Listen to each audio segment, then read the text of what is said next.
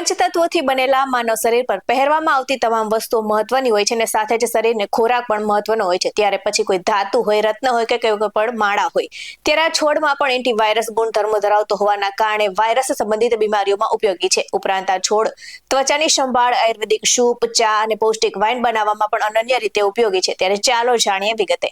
નમસ્કાર દર્શક મિત્રો, BS9 TV ન્યૂઝમાં આપની સાથે હું છું નેહા પટેલ.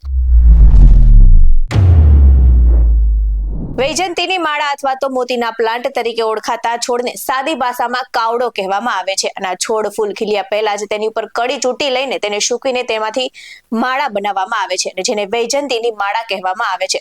તો ભગવાન શ્રી કૃષ્ણને આ માળા ખૂબ જ પ્રિય હતી તેવી પણ એક માન્યતા છે. તો આ સાથે જ આ છોડ ઘાસની કેટેગરીમાં આવતો હોવાથી, એટલે કે આ છોડમાં પણ ઘાસ જેવો જ દેખાતો હોવાથી આ છોડને 120 થી 180 સેન્ટીમીટર લાંબો હોય છે. અને આ છોડ મોટા ભાગે લાંબા પાંદડા ધરાવે છે. તો સંશોધનકારોના જણાવ્યા અનુસાર આયુર્વેદિકની દ્રષ્ટિએ આ છોડ ખૂબ જ ઉપયોગી છે ને તો આ છોડના ફળોનો ઉપયોગ ફેફસાને લગતા રોગોને મટાડવા માટેની દવા બનાવવા માટે કરવામાં આવે છે. આ સાથે જ આ છોડ ફેફસાની બળતરા અથવા તો તેમના રોગ થયા હોય તો તેમનો કાઢો બનાવીને પીવાથી ફાયદો થાય છે. આ ઉપરાંત યુરિનને લગતી વિવિધ પ્રકારની બીમારીઓમાં પણ ઉપયોગી છે. અને સાથે સાથે એન્ટીબેક્ટેરિયલ ગુણધર્મો ધરાવતા હોવાના કારણે વાયરલ કોઈ પણ પ્રકારનો ચેપ હોય તો પણ વૈજયંતીનો કાઢો બનાવીને પી શકાય છે. આ ઉપરાંત ત્વચાને લગતી વિવિધ ક્રીમ બનાવવામાં પણ તેનો ઉપયોગ થાય છે. ખાસ કરીને આયુર્વેદિક ક્રીમમાં તેનો ઉપયોગ વધારે થાય છે અને તેનો અર્ક બનાવવામાં આવે છે અને તે ત્વચા પર લગાડવાથી ફાયદાકારક છે.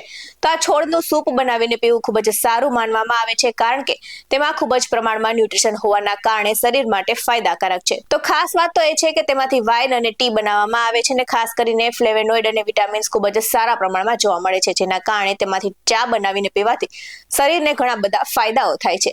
આવા જ વધુ અહેવાલ સાથે ફરી મળતા રહીશું. તમે અમારી YouTube ચેનલને સબસ્ક્રાઇબ કરવાનું અને અમને Facebook અને Instagram પર ફોલો કરવાનું ભૂલશો નહીં. બાકી અવનવી અપડેટ્સ મેળવવા માટે આપ જોતા રહો BS9 TV ન્યૂઝ. અહીં આપવામાં આવેલી જાણકારી વિવિધ નિષ્ણાતોના જણા પર આધારિત છે. BS9 TV ન્યૂઝ આવી કોઈ પુષ્ટિ નથી કરતું. નમસ્કાર.